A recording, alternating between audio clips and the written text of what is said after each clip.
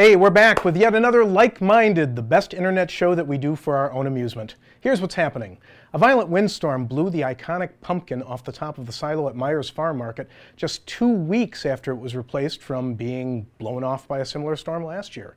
Business owner Brian Myers said that the pumpkin will again be replaced, only this time by a likeness of Billy Corgan.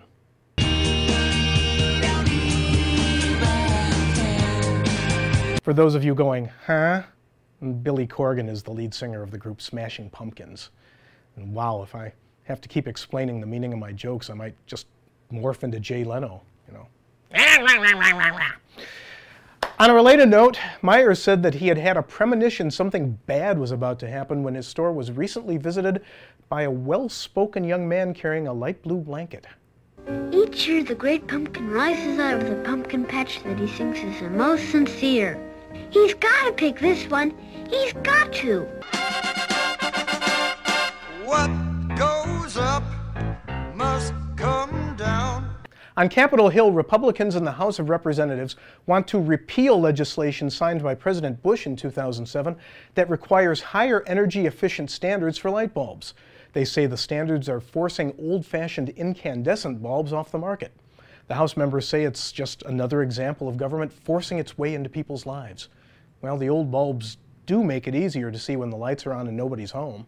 Blinded by the lights, wrapped up like a noose under the runner in the night. Here in Janesville, the Janesville School Board has narrowed down the list of potential elementary school closings to 3: Kennedy, Harrison, or Jefferson.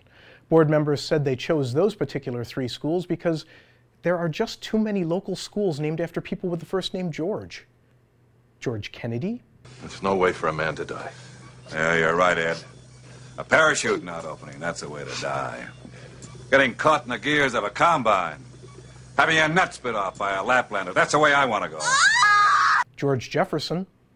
Well, damn it, we don't just sit there. Ain't you gonna drive me off? And George Harrison.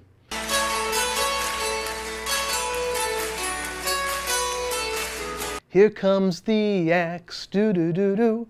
Board members also announced that they have offered to trade Kennedy School to the Milton School District in exchange for Francisco Rodriguez and a player to be named later.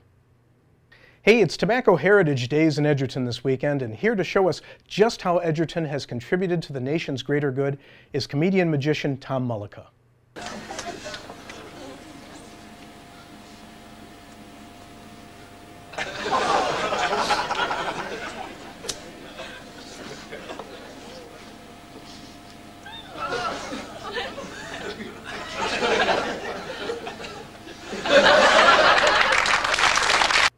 Ah yes, Tobacco Heritage Days, celebrating 200 years of producing population-controlling carcinogens. And here's this week's Sound-Off Comment of the Week, an actual anonymous call printed on the op-ed page of the Janesville Gazette. On Social Security, from what I read in the papers, I believe they should bring in the Robin Hood factor.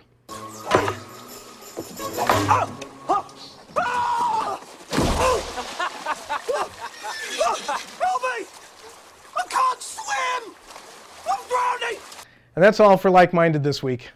See you next time. Okie doke, are we ready to go? Brought to you by White Castle.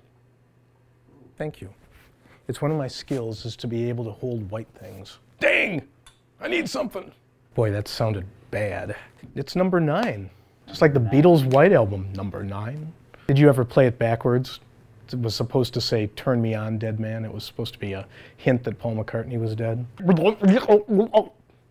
I played a Bing Crosby album backwards once and it said, "Have a swell day, ladies and gents." It was replaced from being blown off by a... Boy, I wrote that? Journalism major? It's the alliteration that was throwing me. Tell why I didn't get my journalism degree. Hey, if we can't do it in one take, why would we want to look professional? It's Seat of Our Pants video. Try again. This is number 2. Boy, is this ever number 2. It's 6 minutes of number 2.